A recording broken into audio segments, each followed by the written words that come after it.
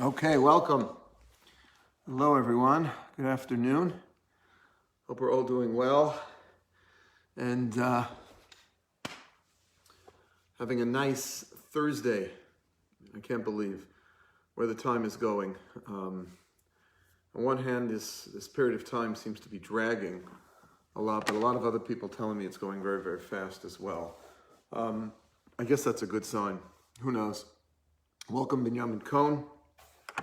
And I actually might be sending you, Benjamin, let me just see, a handout for our discussion today that you could perhaps, here's what I'm going to do. I'm going to send you right now, Benjamin, I'm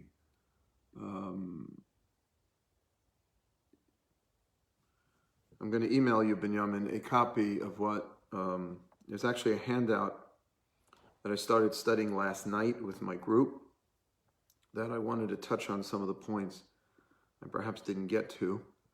So we'll see if we can put that on here. It's a great, great article that everyone here can have. Benjamin. Okay, so welcome everyone. If you can post this. I'm not going to start with the article right away, so don't worry that you don't have it yet. Welcome Maya and Rachel. I want to thank them for all the amazing work they're doing. Deborah Seidel and Jamie Levy. Ezra Cohen, fast and slow. I don't know what that means, Rabbi Ezra Cohen. I don't know what fast and slow means. Okay, let me just get one other thing and then we're going to get started.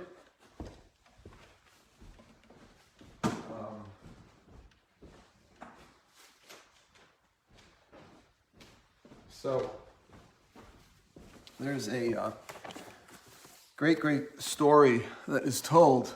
Scott Shapiro, baby, Hawaii man. And Jasmine Lee is on the air as well. And everyone else, pleasure to have you. It's weird. It does tell you the people that are on, but it doesn't tell you everyone that's on. It's kind of like a little Kabbalistic here. All right, so I wanted to ask a question talking about Israel. And I remember years ago, a phenomenal columnist for the Washington Post. If you remember him, he unfortunately passed away, Charles Krauthammer. He was a great friend of Israel. And unfortunately, you know, the media isn't always terribly positive in its coverage of Israel, if you didn't know that. But he was extraordinarily supportive of Israel. And he was writing an article at the time about Israel's policy of targeting terrorist leaders and keeping them on the run, which was really successful on some level in preventing a lot of terrorism. If the main leaders and brainchilds of terrorism are kept running away from Israeli forces or targeted killings, then it prevents terrorism. And he pointed to that, and I remember years ago, the security fence. The security fence that Israel built to protect some of the Jewish communities from a lot of terrorism that was going on. Nobody liked really to talk about it, but Krauthammer spoke about how the fence was preventing countless penetrations of terrorists into Israel, stopping the many attacks that had been planned and making them almost impossible to carry out. I'm talking about now at least 10 years ago when there were just waves and waves of terrorist attacks going on in Israel. And so from a military and strategic point of view, these two factors that Krauthammer offered us was really a rational explanation for Israel's relative success against terrorism over the years. But they do not fully alone express or explain the dramatic reduction in terrorism Israel has been able to thankfully deal with one of the greatest problems of the 20th to 21st century, which is Islamic fundamentalism, specifically terrorism. But it's very hard for me as a rabbi to believe that those things that Israel did alone were responsible for the reduction in terrorism. Because the most trained and skilled and powerful army in the world, the United States of America, that has far greater resources and abilities than Israel does, cannot always contain terrorism. There is another factor at work, and I thought I would share that with you in our discussions of Zionism and of Israel. And it's a factor that I believe we as Jews must recognize as we begin to get ready for Yom Ha'atzmaut next week. And I call it the G factor. G standing for, you thought of it, God. There's no military or strategic explanation can alone fully account for the IDF's success in combating terrorism, nor can it completely explain Israel's continued existence against all odds. Every war that Israel has been forced to fight, it has won. And it has won in a way which military strategy and military prowess cannot alone explain. And we started speaking yesterday about 1948, Milchemet HaShichrur, and I want to fill people in a little about some of the details of what happened.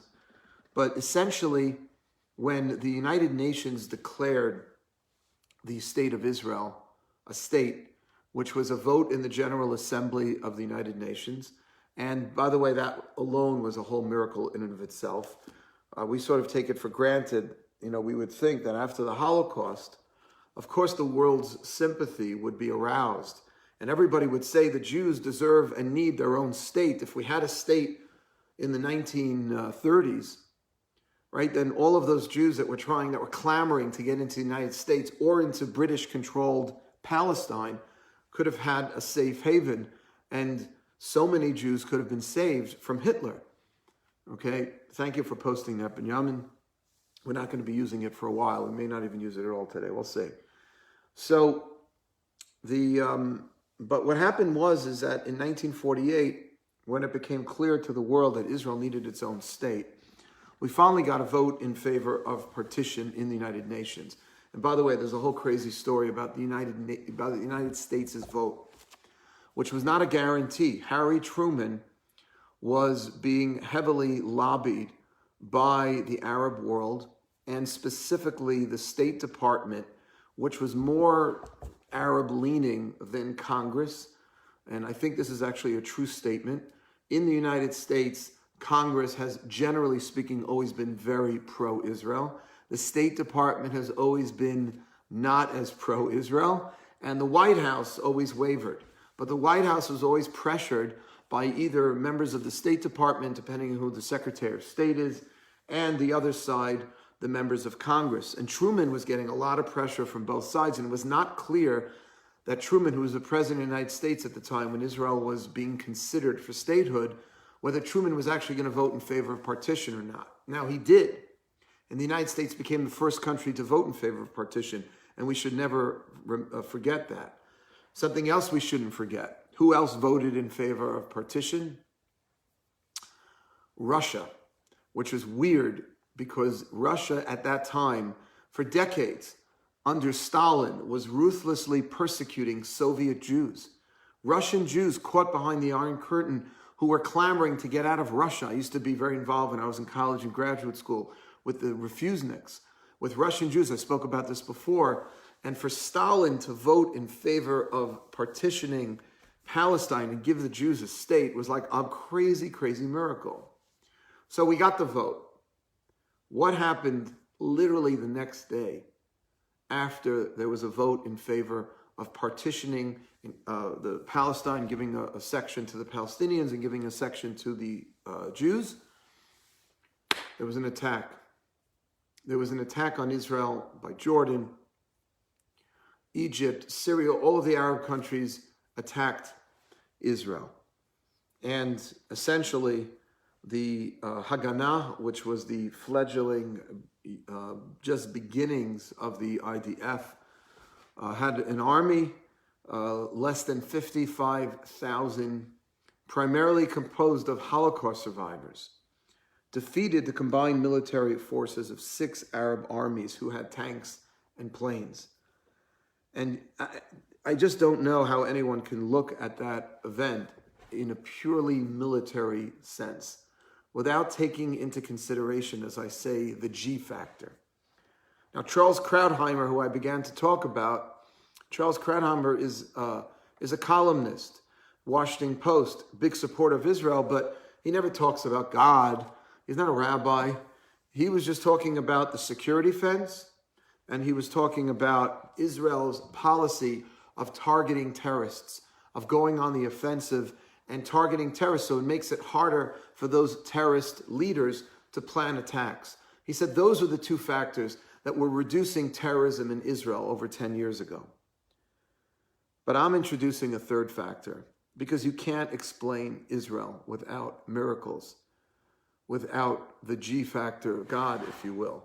Ben-Gurion himself, who was not a religious personality, the first prime minister of the state of Israel, he said famously that any Jew who doesn't believe in miracles is not a realist. It's a great line. We always think, if you believe in miracles, you're an idealist. No, it says for a Jew not to believe in miracles is ridiculousness. You're not even being realistic. You're not just looking at the facts. So 1948, when we were successful against 6 Arab armies, it was not by military prowess alone. 19 years later, Senya is asking, did America assist the Haganah at the time? The actual supplier, it's a very, very good question. Anybody here know who supplied Israel with arms? Until 1967, the number one supplier of Israel to defend herself against her Arab neighbors was actually France. France until 1967.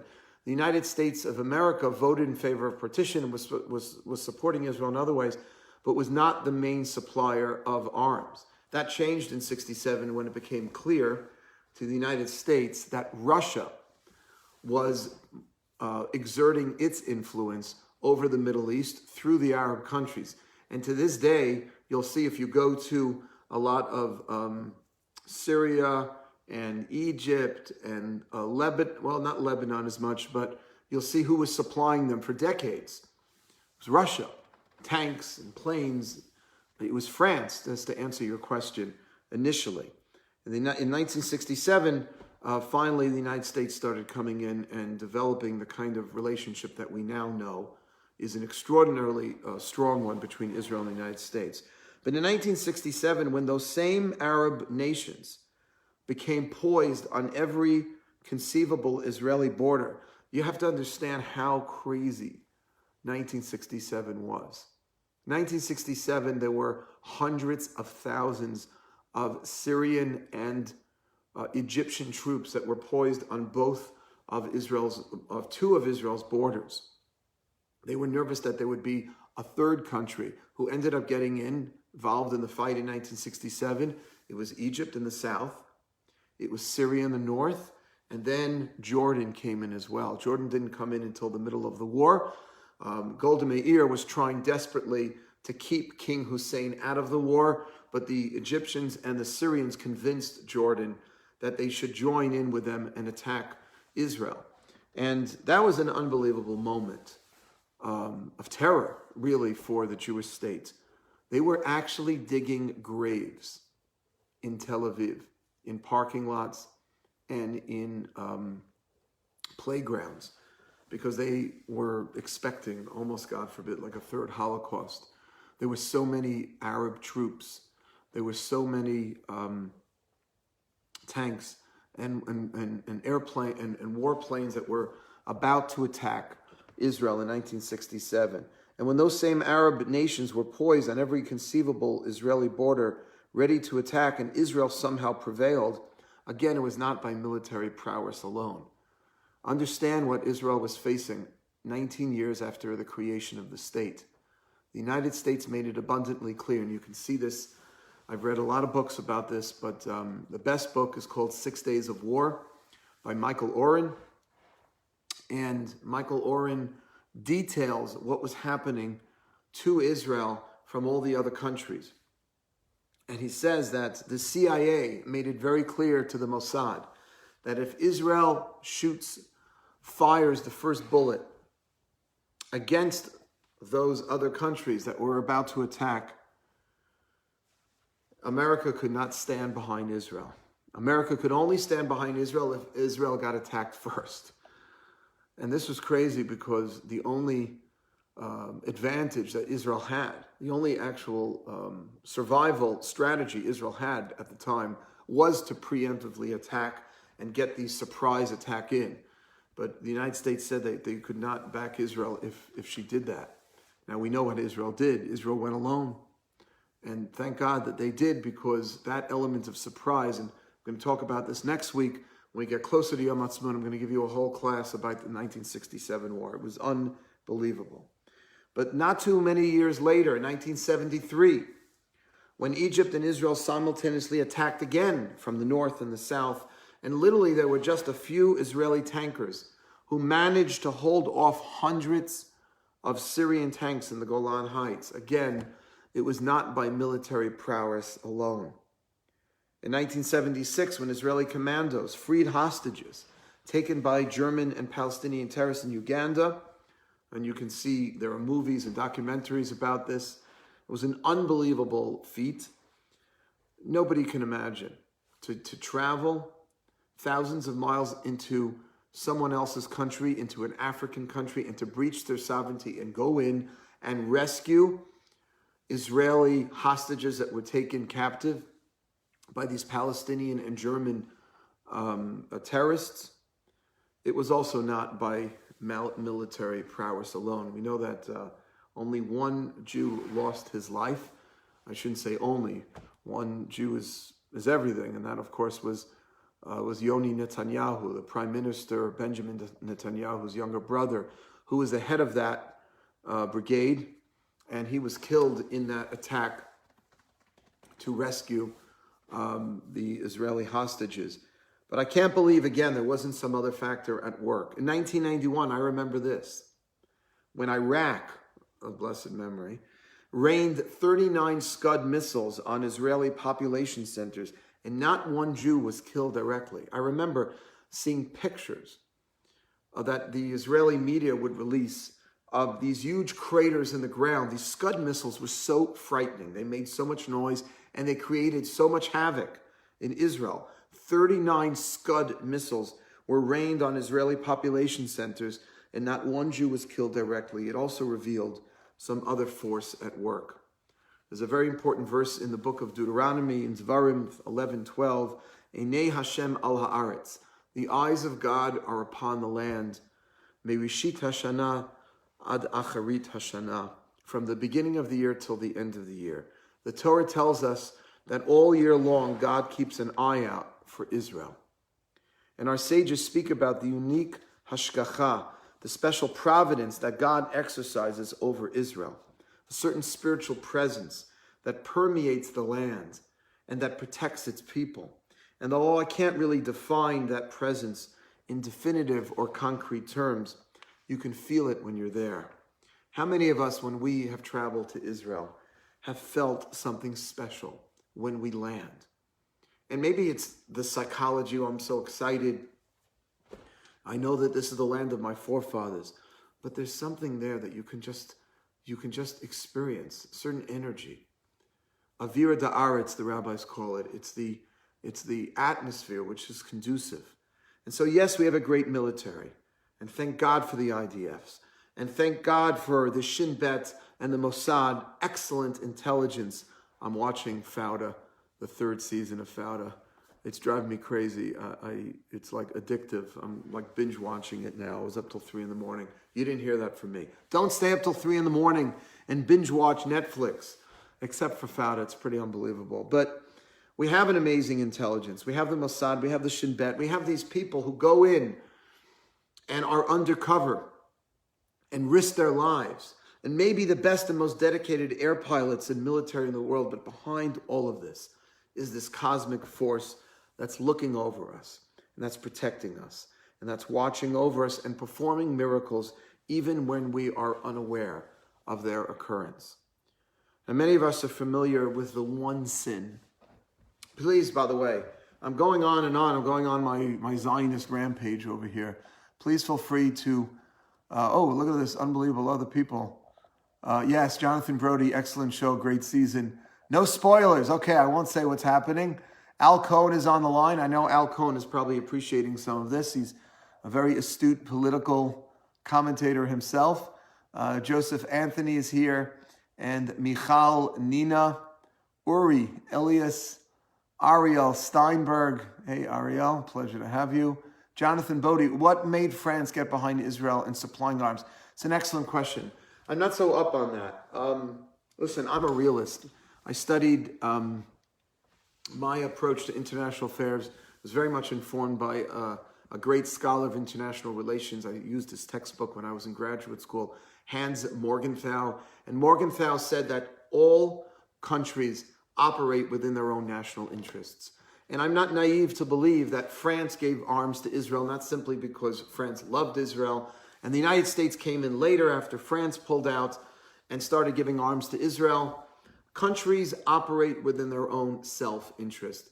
And I'm not saying there's anything wrong or unethical about that, but I think it's a pretty amazing thing. I mentioned this yesterday, how Israel goes out of its way to help countries without expecting anything in return, sending medical teams to Haiti after the earthquake, bringing African children to Israel for life-saving heart transplants and heart operations. It's an unbelievable thing.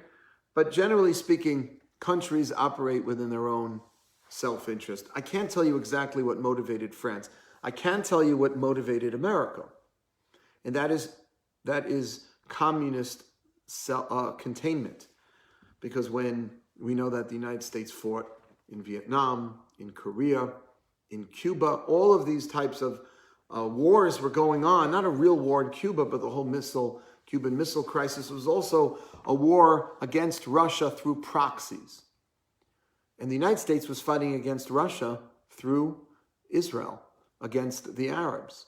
Because when the United States saw that the Arabs were getting more and more of their armaments from Russia, and Russia wasn't doing this because it just hated Jews, it did this to spread communism. The United States wants to contain communism, so now it starts backing Israel.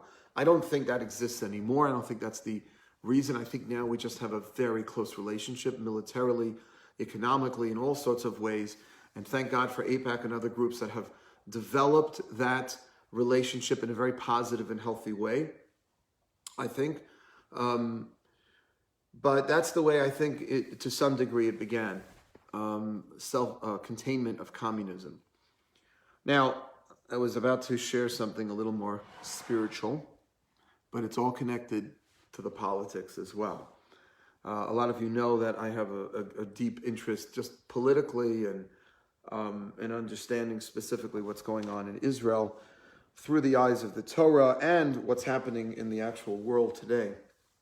But many of us are familiar with the one sin that the Torah records Moses committed.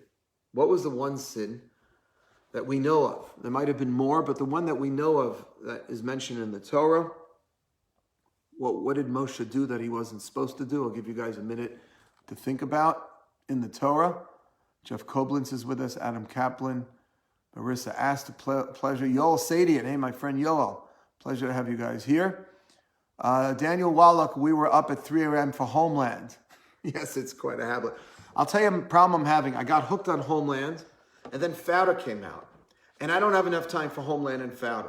And I felt like that my American patriotism was being tested. Would I continue to watch Homeland at 3 in the morning, or would I switch to Fauda? I thought I could do both, Daniel Wallach. I can't do both. I had to choose. And I went with Fauda. What does that say about me? Dual loyalties. Yeah. Okay. I'm still waiting for an answer. What was Moses' one sin that he, right. Okay. Both are great shows. Jonathan Greenstein. I agree. Hit the rock. He hit the rock. Thank you, Jonathan Brody. And I guess that was Maya from MJE who suggested hitting the rock. Okay. So listen to the words here. The children of Israel are in the desert. They're crying out for water, right? No 7-Elevens in the desert. In response, God asks Moshe to speak to a rock to bring forth water, right? Talk to a rock. When was the last time you spoke to a rock? instead of Moses speaking to the rock to ask the rock for water because the people were thirsty, he is then informed, what does he do? He hits the rock. He seems to lose it. There are lots of explanations of what happened. Maimonides writes that he displayed anger, which was a very, very bad thing for a great leader like Moshe to display publicly. He hits the rock and then is informed that he would not be permitted to enter the land of Israel. Ya'an ki lo imantem li lahakatisheni le'enei kol Yisrael. Because you did not. Hey, Alex, welcome, my friend. Good to have you here. Okay, Randy is saying he killed an Egyptian. He killed an Egyptian. That was way earlier, and that was not considered sinful. Why did Moses kill the Egyptian? Because the Egyptian was mercilessly beating a fellow Jew for no reason. And Moses understood through his prophetic vision that if he did not intervene and protect his fellow Jew, the Egyptian would actually kill the Jewish slave. And therefore, Moshe stepped in and performed an act of self-defense, third-party self-defense, which was 100% justifiable. So that was not sinful. What was sinful was that when God told Moses, speak to the rock for water, he hit the rock instead. And here's the verse from Numbers chapter 20, verse 12. Because you do not believe in me, God says to Moses, to sanctify me in the eyes of the nation, therefore you will not bring this people to the land that I have given them. Now, I never understood that. God says to Moshe, because you hit the rock instead of speaking to the rock, you're not going into the land of Israel. I mean, really? How does the punishment fit the crime? What is the relationship between Moses failing to reveal God's name in a more miraculous way? I guess it is considered more miraculous. If a rock would spew forth water after you speaking to the rock than after you hitting the rock, okay, but really, Moses' whole lifelong mission, he had to deal with all the kvetching and all the complaining of the Jewish people in the wilderness for 40 years. He had to take the Jewish people out of Egypt and deal with all the difficulties and challenges of saving this people from Pharaoh and keeping them alive in a desert for 2 to 3 million people. And he slips up for one moment. Instead of speaking to the rock, he hits it. And God is so harsh on him. You're not going into Israel, Moses. You're not going into Israel because you hit the rock as opposed to speaking to the rock. It just doesn't seem fair. So how does this punishment fit the crime? What is the relationship between Moshe failing to reveal God's name in a more miraculous way and not being allowed into the land of Israel? And some of the commentaries explain. By the way, I'll give you guys a chance to give a suggestion. What's a suggestion? Abigail, my daughter just came to borrow. Abigail, sweetheart, what's the answer? My kids are very focused on their school. My daughter just came up here. She didn't want to disturb my teaching.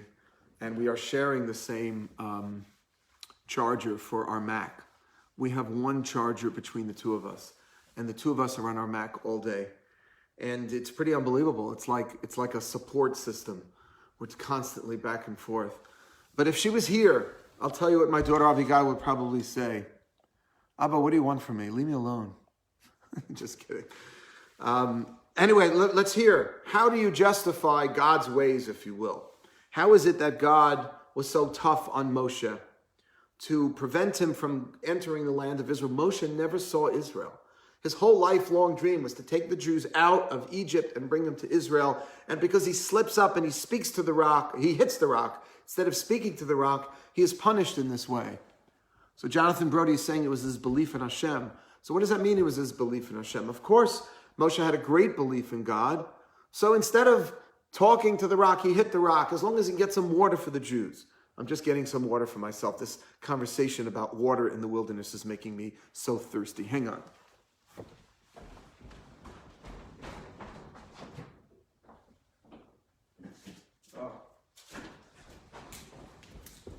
Can you imagine? Look at this, what I found. I just opened up the refrigerator. How great is this? This is a Gatorade. How happy would have our ancestors been in Egypt? No, in the wilderness if they had Gatorade. All they wanted was a little water. Baruch atah Adonai Eloheinu melech haolam she'akol niyeh b'dvaro. That is great. That is unbelievable. I'm not telling you to drink Gatorade. There's a lot of sugar and all that other stuff in there, but it keeps me going. By the way, I'm doing a wedding today at 6:30. Yeah, my first Corona wedding. I'm so excited. I want to wish a mazel tov to Taryn Tanzer and Stephen Grunstein, who are getting married in Scarsdale in their backyard. And I'll be performing the wedding. There will be less than 10 people there, so no problem. Those pretzels are making me thirsty. Who else knows that reference? Any other Seinfeld lovers here? Thank you for your amen, Rachel. Okay, hold on. Someone, Deborah Seidel. Moses did not demonstrate the kind of patience that he would need going forward into Israel when the Jewish people, when the Jewish people would need a tremendous amount of patience in the years to come. Okay, that's an interesting suggestion. Maybe God deprives Moses of being able to go into the land of Israel because he sees that he's lacking patience. But, okay, it's a good suggestion. But come on, he's only a human being. You know how many times the Jewish people complained and kvetched and drove Moshe crazy in the wilderness? How many times God wanted to wipe out the Jewish people, start over again with Moses, and Moshe turned to God and said, I'm sorry. He was the best defense attorney in the world. He kept protecting the Jewish people. And here, he slipped up a little. So I hear you, patience. I mean, what you're suggesting, Deborah, is not so different from what Maimonides suggests. The Rambam says that he became angry, and anger is such a negative kind of value. Well, it's not a value, it's a negative emotion. And that to display anger publicly would be really a very not good thing for someone of Moses' caliber. But I want to give you another answer that's very much fitting into this whole discussion I wanted to have with you about Israel today. About the G factor, like Charles Krauthammer attributing just the security fence, Israel's targeted killings of terrorists, and saying this is the reason for Israel's success. I'm suggesting that the reason for Israel's success in all of these years is not simply brains, intelligence, military. There's something else going on. And that is, God is telling Moshe, witnessing a water coming from a rock after someone spoke to the rock, it looks more miraculous. It looks more spectacular than if you see a human being hitting a rock and water comes forth. Of course, if you and I saw someone hitting a rock and water was coming out, we'd be like, wow. But how much more wowed would we be, or how much more wowed would our ancestors have been if they had seen Moshe going over to a rock and saying, rock, you know, my people, they're thirsty. They'd love a little Gatorade coming out of you if you don't mind.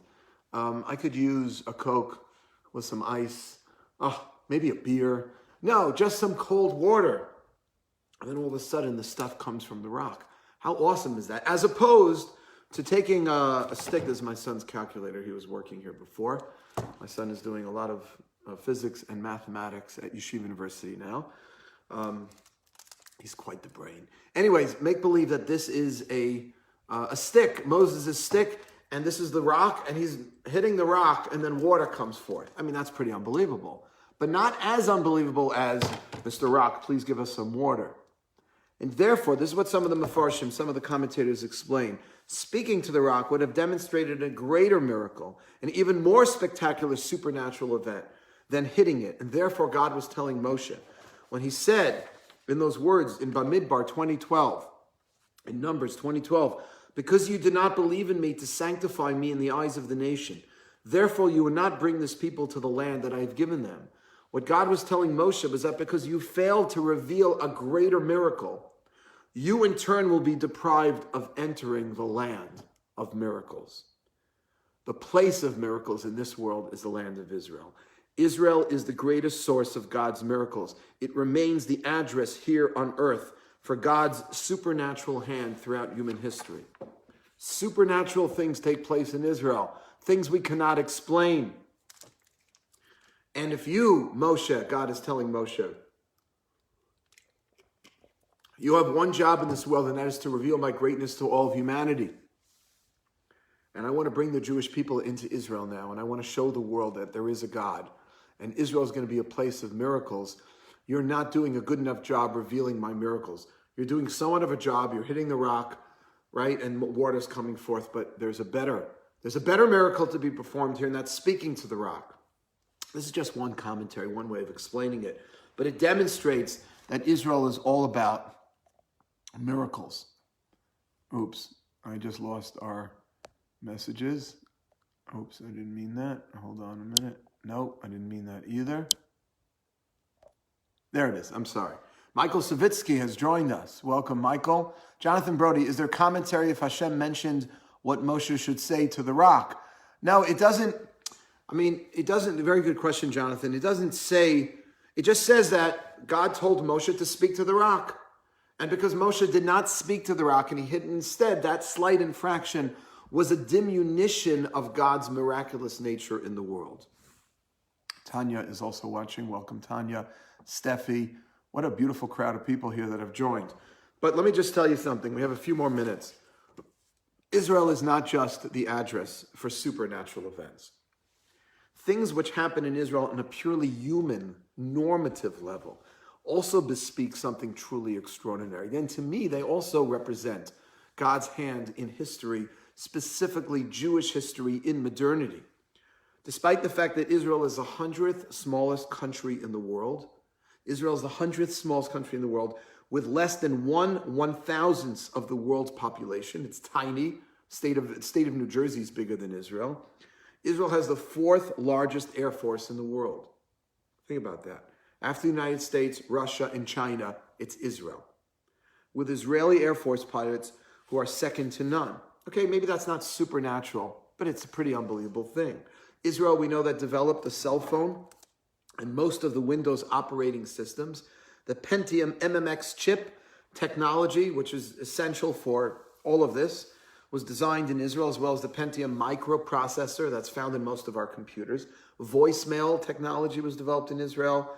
I remember years ago, AOL Instant Messenger, which used to be the rage. That was from Israel. Israel's $100 billion economy is larger than all of the economies of its immediate neighbors combined. And just to give you a sense of how small Israel relative, you're talking about countries like, I don't know, what is the population for Egypt? You can Google it right now.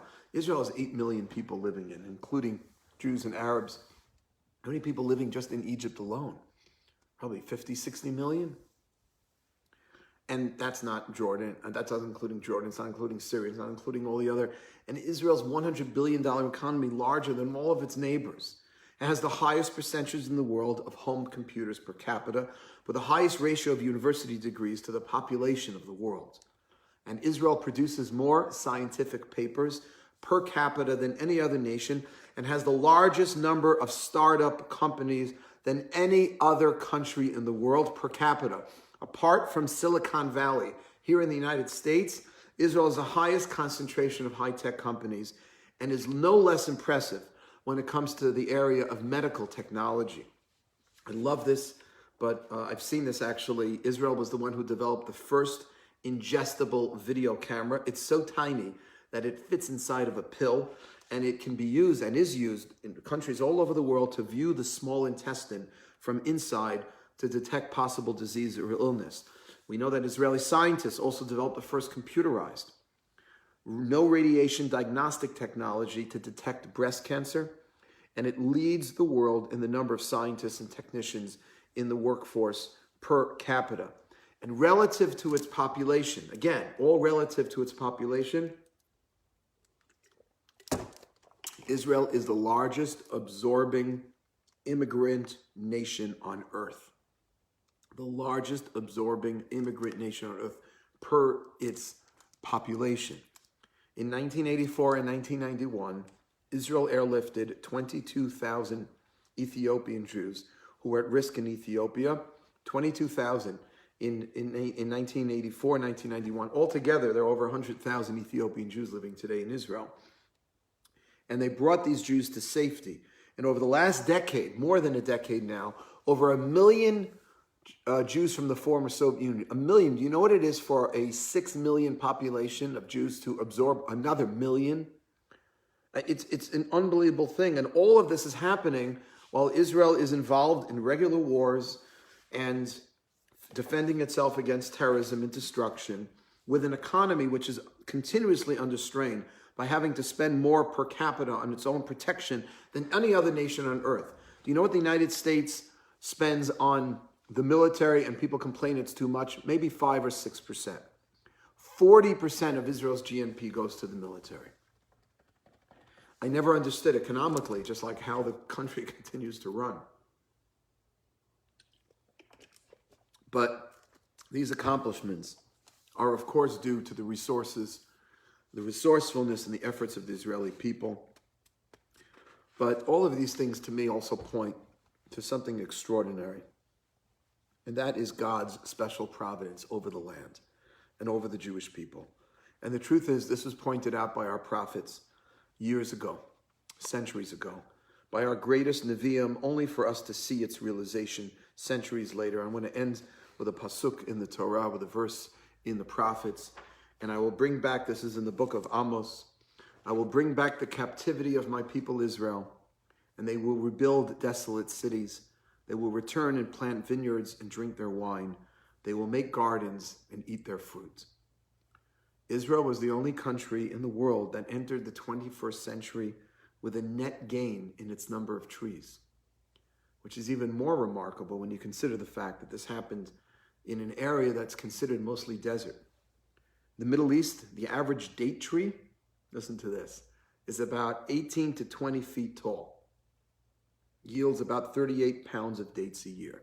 Okay, the average date tree is about 18 to 20 feet tall, yields about 38 pounds of dates each year. In Israel, date trees today now yield 400 pounds of dates a year and are short enough to be harvested from the ground.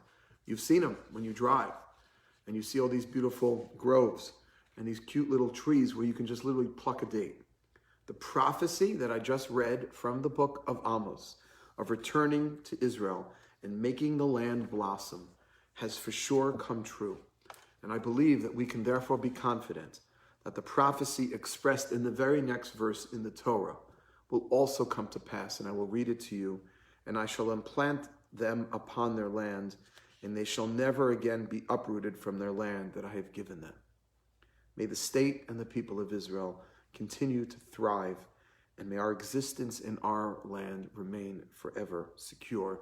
We're getting closer to Yom Ha'atzmaut. We wish Israel a happy birthday. Thank you all for listening and for participating. We're going to continue tomorrow. It's Friday, so we're going to devote our discussion to the Parsha, which is a very, very beautiful Parsha of Tazria Metzora. I think we're going to speak a little also about language and the way we speak, because Tazria and Metzora, leprosy was a kind of ailment that was given to people who spoke Lashon Hara. So we'll talk a little about that tomorrow, and also the relationship to the land of Israel. The land of Israel does not tolerate certain types of immoral activities. We're going to speak about that. It's connected to the Parsha as well. I want to continue to encourage everyone here to keep coming online every day at 12:30 with a beautiful group again for Lunch and Learn. We'll see you again, Lunch and Learn, tomorrow on Friday. A couple of important announcements for Shabbat. Tomorrow morning, Yosef will be doing his morning meditation as every Friday at 8:45. We'll then be having, at 10 o'clock, we'll be having Rabbi Shuki's Hasidic insights into the Parsha. We'll then be having, I saw tonight actually, I saw an email. I was supposed to announce this, I think, about what is happening tonight. Manhattan Jewish Experience here. Here's the email from Maya.